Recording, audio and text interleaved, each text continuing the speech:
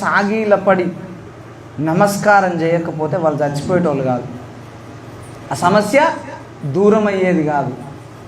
ఈయన మనస్సును అణుచుకొని కోరాహు, దాతాను, అభిరాముల ఎదుట సాగీల నమస్కారం చేశాడు కాబట్టే వారిని దేవుడు తొలగించాడని చెప్తున్నాడు.